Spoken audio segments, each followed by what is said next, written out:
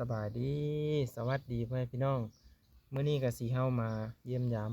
เบามิกกับสาวเติ้ลแน่เนาะเห็นว่าเพิ่นคลอดลูกได้แต่ดนได้พ่อแม่พี่น้องกะสีเฮามาถามเพิ่นเนาะแล้วก็ไปเบิ่งคนน้อยนำเพิ่นแน่เอเพิ่นก็แข็งแรงดีเนาะไปเดี๋ยวเฮาไปเบิ่งนำกันเพิ่นก็อยู่เหินอยู่พ่อแม่พี่น้องก็เลยผ่านมาทางพี่แน่มื้อนี้เนาะก็เลยเบาบางพามาเบิ่งทุกคนเนาะเบิ่งบรรยากาศทางพี่แน่ปะ เขาเบิ่งกันเด้อพี่น้องเด้อเนาะเอาเพื่อเลย FC เพิ่นกะให้กำลังใจในเด้อพ่อแม่พี่น้องเนาะการหลายๆคนก็อยากเห็นเนาะอยากเห็นทางเพิ่นแน่ว่าซั่นเป็นจะได้เนาะอายเพิ่นก็คือสิมาเยี่ยมยามถามข่าวทางพี่ดุอยู่เบิ่งก็ได้เพิ่นทางเบามิกเพิ่นกำลังตะพระออมให้ลูกเนาะเพิ่นคนน้อยอยู่ทางถึงอาจจะนั่นยังขึ้นไปทุกคน โอ้ตาพระออมเนาะสบายดีสบายดีสบายดีเบาแดงเบาแดงเบามิกเออโอ้ตาพระออมฮะลูกเออได้จักวันแหละเดือนเออก็เลยผ่านมาทางนี้เพื่อนพี่น้องเนาะก็เลยมาเยี่ยมยามถามข่าวกันตัวคุมาแดดอลีร้อนเนาะแดดแห้งเพื่อนพี่น้องเอ้ยประมาณ7-8 วันเนาะคลอดได้7-8 วันแล้วทุกคนแต่วันจันทร์ขานพุธพฤหัสศุกร์เสาร์อาทิตย์วันได้วันจันทร์ที่คลอดจันทร์ตัวที่แล้วพุ่นเมื่อนี้กับวันศุกร์เด้อนะวะพฤหัสวันศุกร์วันพฤหัสได้มื้อนี้วันพฤหัสวันนี้วันพุธพุธวันพฤหัสไปพี่น้องเพิ่นก็คลอดลูกแล้วตอนนั้นเพิ่นอยู่กำนี่อยู่ลุ่มพี่บ่หากะว่างเว้ทางพุ่นพ่อพี่น้องเนาะก็เลยมาพี่มาเยี่ยมยามถามข่าวกันผู้หญิงหรือผู้ชายได้ผู้ชายเนาะกะตอนที่เพิ่นไปหงหมอกับหมอนัดมือตรงมืออยู่บ่ได้อยู่เพื่อนไปได้อยู่ห้องน้ำโอ้ได้อยู่ห้องน้ำเลยโอ้ไปโอ้ก็เห็นเลยเข้าห้องน้ำเลยลูกเกิดเลยโอ้ใครแต่ว่าบ่ได้ไปทางอื่นเนาะเจ้าก็อยู่บ่มือขอดอยู่นำกันเนาะโย่ใครอยู่ดอกมันก็คือนี่ทุกคนห้องน้ำอันนี้ก็คือบอนเพิ่นอยู่แล้วเพิ่นอยู่กำอยู่นี่เลยโอ้อยู่พุ่นตาล่างพุ่น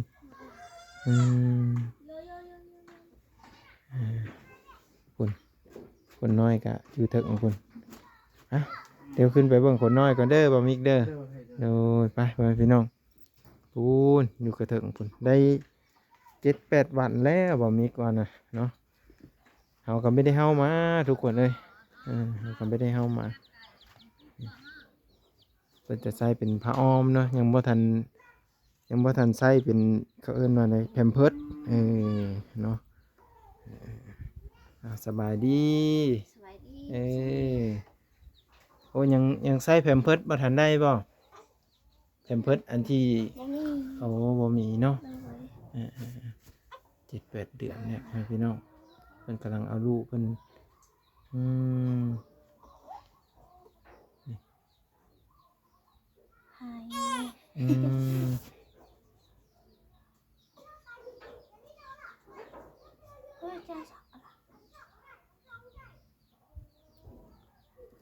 มันออกกรรมนี่แต่ดนแล้วบ่อยู่จักมือดิ4 มื้อ4 มื้อกะหากะออได้4 มื้อเนาะแล้วก็ได้ลูก8 มื้อเพิ่นว่าเกิดลูก8 มื้อนี่เพิ่นใส่อันมุงน้อยอันนี้ไว้โกบเพิ่นนี่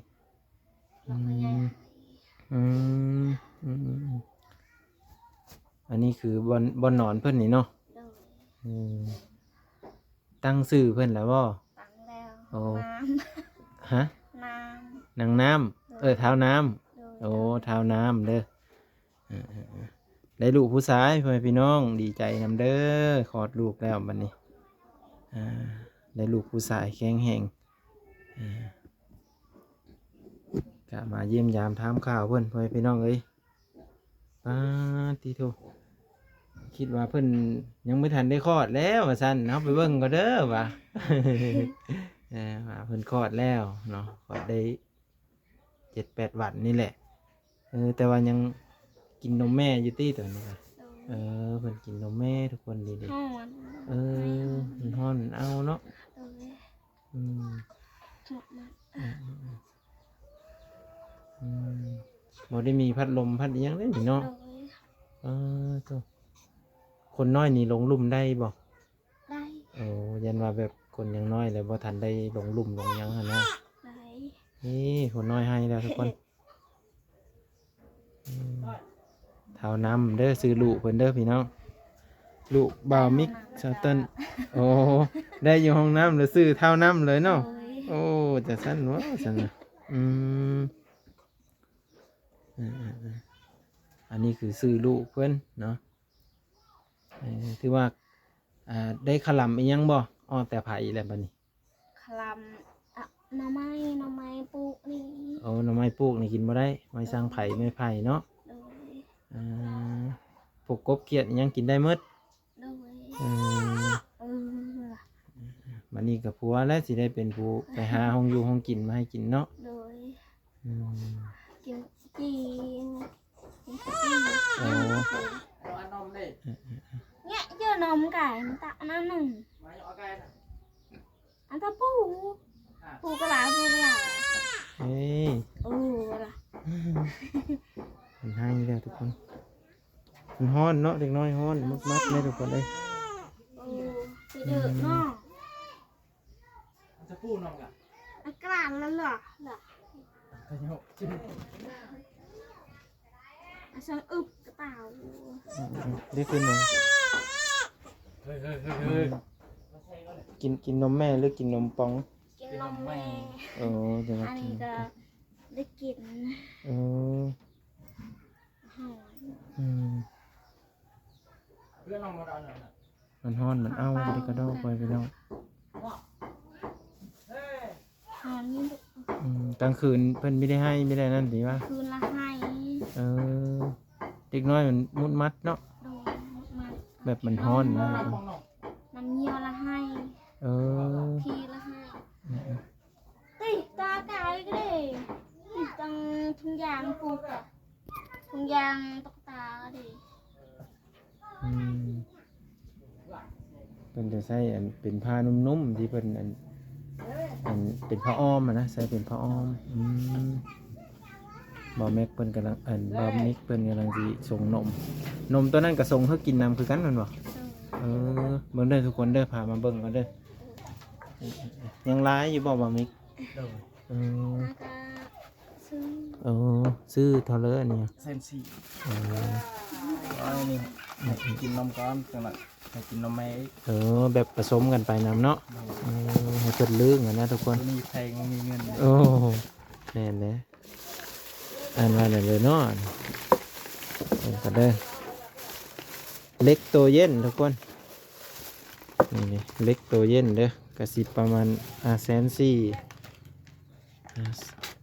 200 ปลายทุกคนเนาะ200 ปลายบาทเด้อส่งเธอหนึ่งนี่บวงหนึ่งน้ำนี่ได้เป็นน้ำต้มบ่ ต้มเลยนะ อ๋อ น้ำมาสะอาด ผสมน้ำต้มทุกคนเพราะว่าเพิ่นเป็นคนส่งนมส่งอันนี้ให้เลย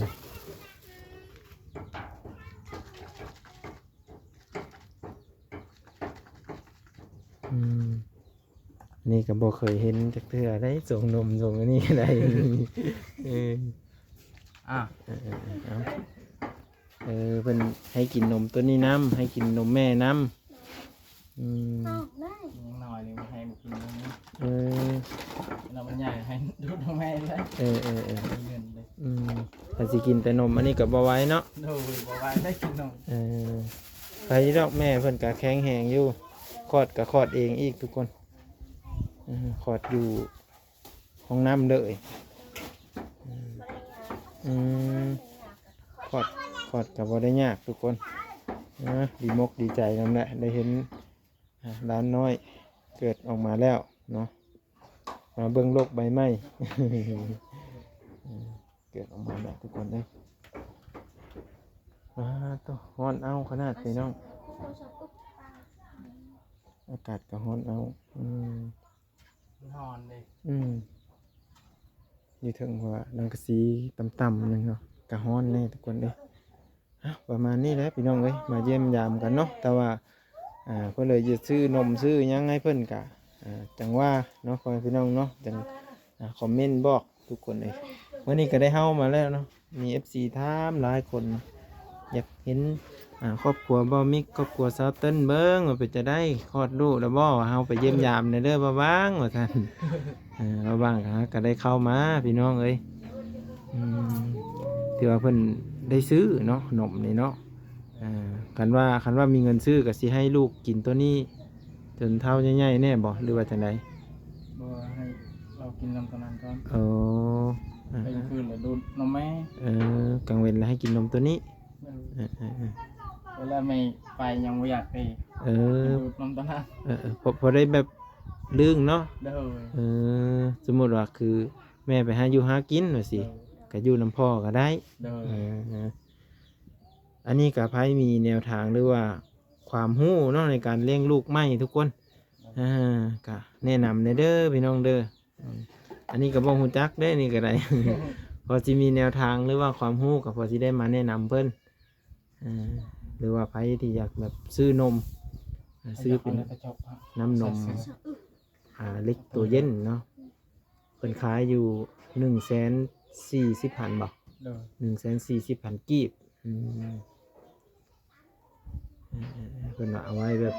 ให้กินพันเปลี่ยนกันกลางเว้นกินนมคุณกลางคืนกินนมแม่ประมาณนี้นะนี่กระฮอดยันยามเพิ่นนอนนะที่นี่เนาะ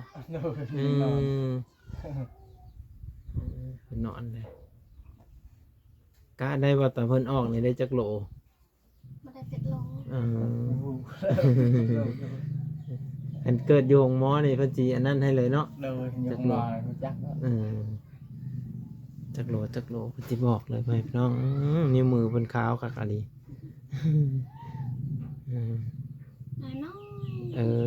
น้อยเพิ่นว่าลูกแม่จันดีใหญ่บัดไปพุ่นจักไปเบิ่งอีพ่อแม่พี่น้องไปเบิ่งอันน้องของจันดีเนาะลูกของสาวนกนั่นแหละอันนั้นก็คลอดคือกันแล้วทางนั้นก็ได้คลอดแล้วคลอดก่อนมีเจ้าเนาะถ้าเพิ่นนอนหรือว่าเพิ่นจะนอนแล้วเพิ่นให้บ่นั่นดิอันนี้ให้ป้อนนมกินกับบ่หลายดอกเนาะนิดนึงอันนี้เพิ่นผูกแขนอีหยังล่ะบ่เพิ่นผูกแขนแล้วพี่น้อง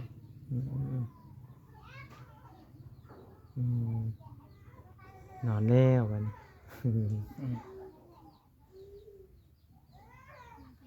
วันฮอดมื้อวันสิ้นได้เป็นไดเอาไปเป่าบ่ก็เป่าเบิ่งก้อนให้มันให้ไปเป่าแต่มันให้มันนั่นไปเป่าเนาะอันนี้คือตามความเชื่อของไทยบ้านพี่น้องบางทีก็ลูกให้ลูกยังกลางค่ำกลางคืนครับไปเป่าแล้วให้มันนอนสบายบ่ให้มีแนวมารบกวนนะทุกคนเดี๋ยวมื้อหน้าจากสิเฮามาใหม่เด้อพี่น้องเด้อก็คือไผที่อยากซื้อนมซื้อยังให้เพิ่นกะนั่นแหละคือบ่บางว่าแล้วน้องก็ทักเฟซมาแล้วก็สิเป็นสะพานบุญซื้อให้เนาะตอนนี้ก็ได้เฮามาแล้วเพิ่นก็อยากให้แบบว่ากินนมพุ่นไปนำเพื่อจะให้ลึงที่แม่ไปเฮ็ดเวียกเนาะแม่ไปเฮ็ดเวียกแล้วก็พ่อสามารถป้อนนมได้นะทุกคนโอเคเด้อบามิกโดยขอบใจหลายๆโอ้ยสบายดีเป็นใหญ่สูงหลานน้อยก็ได้ มื้อหน้าสิเฮามาเยี่ยมใหม่ทุกคนไปอันนี้คือเป็นอันนั้นแหละมันไปโกได้หันดึกมันหอดแม่นว่าเกือบเฮาตัวนี้เกือบก็คือกันนะคนเอาก็เวอร์ซิไป เอาประมาณนี้แหละทุกคนเลยก็คือเฮาไปถามเพิ่นเนาะก็คือในการเลี้ยงลูกน้อยนี่ระหว่างกาบ่ฮู้จักเด้อตัวนี้ว่าอ่าว่ากินนมตัวใดแน่นะทุกคนถ้าไปฮู้จักก็ช่วยคอมเมนต์เนาะแล้วก็แพมเพิร์สเนาะเขาเอิ้นว่าแพมเพิร์สอยู่พี่แต่ว่าอยู่พุ่นบ่เอิ้นว่าจังไดเนาะอันตัวที่เขาใส่ให้เด็กน้อยเวลาเหี่ยวเวลาถ่ายหนักถ่ายเบาอะนะและให้แบบว่าบ่ยากพระอ้อมประมาณนี้นะกะไผที่ฮู้จักเนาะกะช่วยคอมเมนต์ช่วยบอกเบาบางเนาะเพื่อจะให้เบาบางนี้ได้แนะนำเพิ่นสันซาเนาะการเลี้ยงลูกน้อยทุกคนเนาะเป็นจังไดก็ฝาก พี่ FC ทุกคนเด้อพี่น้องเด้อเป็นกำลังใจให้เบาบางเนาะเข้ามาแล้วบ่ข้ามโฆษณาเพื่อนพี่น้องเนาะเป็นกำลังใจให้บ่ข้ามโฆษณาเบาบางเนาะเบิ่งคลิปเบิ่งโฆษณากดไลค์กดแชร์ให้เบาบางที่นี่คือบ้านเบามิกเซาเทิลเนาะเพิ่นได้คลอดลูกแล้วเป็นเพศสายชื่อว่าเท่าน้ำเนาะโอเคทุกคนไปเดี๋ยวเราสิเฮาไปหาเอ้ยพรอีกใน EP ต่อไปเด้อพี่น้อง